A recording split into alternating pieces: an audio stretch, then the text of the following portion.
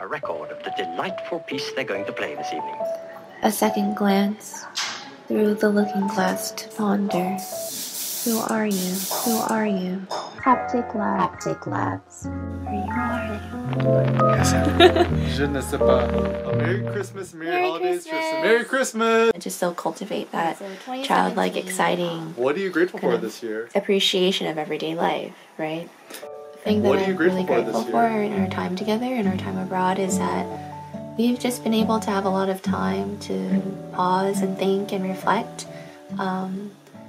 and to really question a lot of things, like to ask why is this important, why is that important or not important to us, and this period of introspection really just has come from being kind of a little bit uncomfortable, disconnected from a lot of our family, friends, and support network, and a lot of the intense politics back at home, and amidst all of that noise and fear and a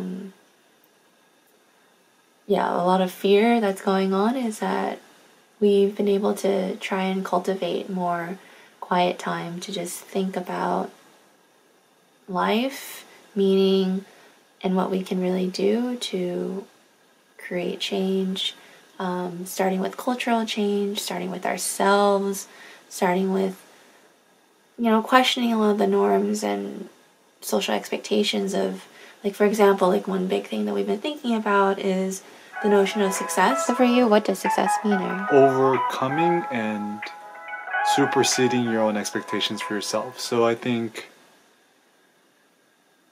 success for me needs to be all internal, is that you cannot let external measures of success be what defines you. So for example, I feel successful in my writing is if I've created a new idea that I'm actually quite excited for, and I think that's the ultimate way I measure success, is my own evaluation of what I've worked on and whether I feel like I've innovated, whether I pushed myself, and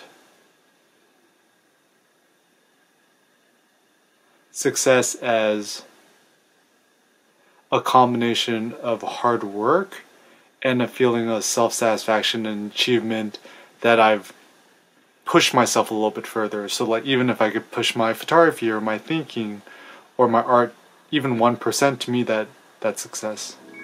And Eric asked me, like, what's the word for success in Vietnam? And I said it's thành công. And I explained it to Eric, like, literally what it meant. Thành means to become or to realize. Công has to do with labor. And a slightly poetic interpretation of that meaning is then thành công, where success means the realization of your labor.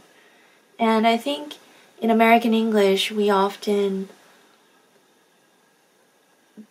when the word success comes, or like we throw the word success around, it so often has to do either with like material, like consumption, like being able to obtain or consume a certain level in life, a certain level of either material comforts or a certain level of security in terms of your finances, a certain level of kind of social prestige.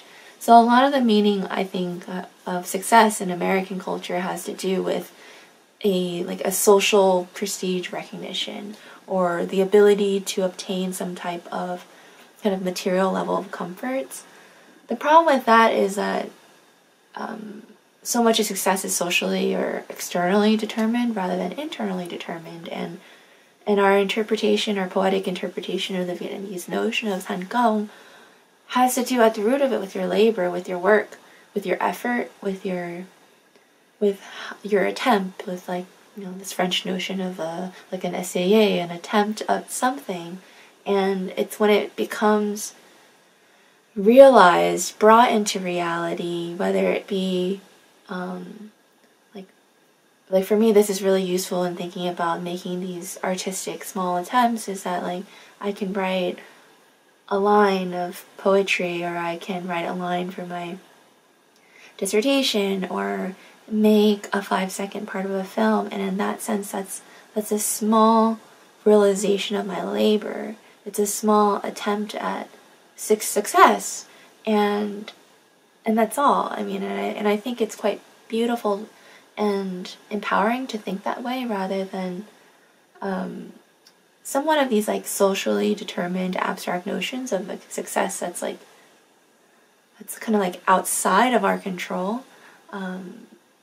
So for me, like that's something that we've been questioning a lot, is what does success or thành this realization of our realization of our labor actually mean? It's about creating something, and then creating something small, and then saying, hey, I made this thing, I'm really proud of this, and sharing it with others.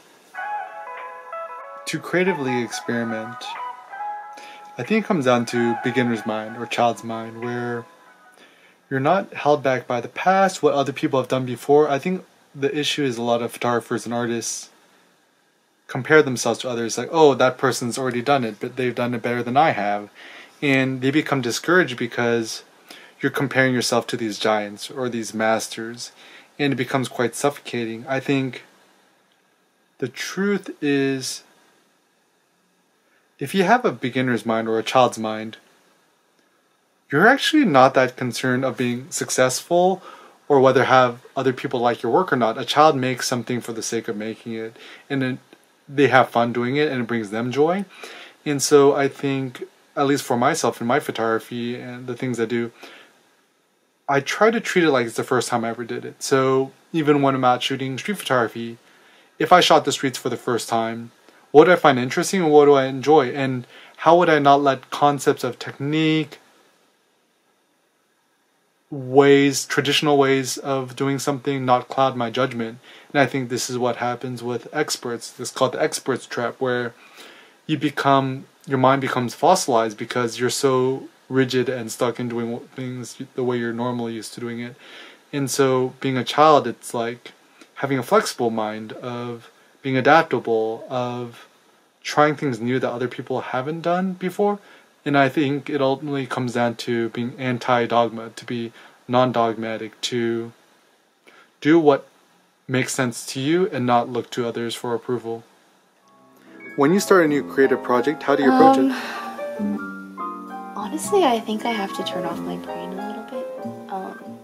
I tend to overanalyze and overthink, and raise these questions about, like, what does this mean? Where is this going?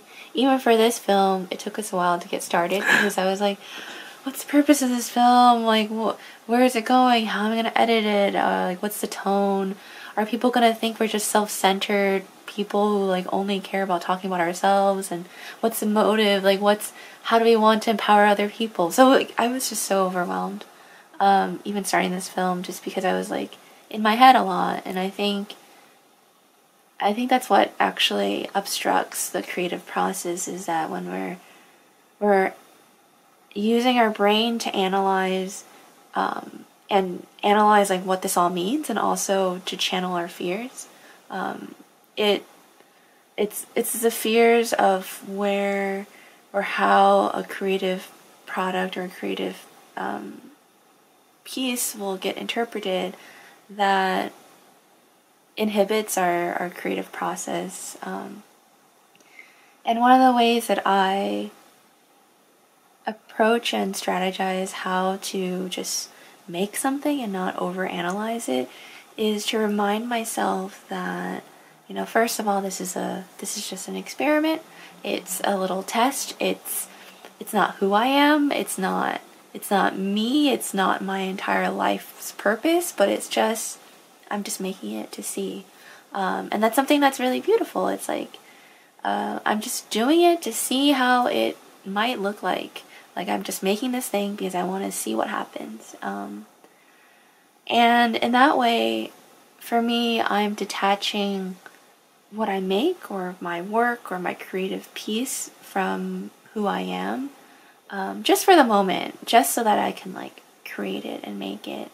And in that way, then I can just be very present in the process of making something, rather than, like, this other layer that we put into our work or our labor, is that, like, we associate our labor with our ego and who we are. But instead, let's just, treat this like play, like we're just making it to see what happens. I think the more curiosity, the more childlike we could be, the more happy and prolific we could be. So let's make 2018 an amazing, fantastic new year through challenging conventions and pushing our own personal limits to the next level. Really grateful for this opportunity. This upcoming year, you can find little pieces of inspiration in your everyday life and from those loved ones around you. But also to look at life like a child, like with childlike wonderment and excitement and hope for what comes next. A record of the delightful piece they're going to play this evening.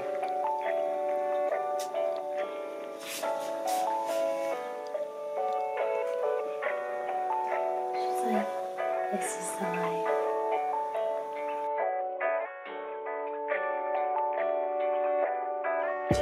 A morning whisper, mechanical steps lead me somewhere I once was. Do you still remember?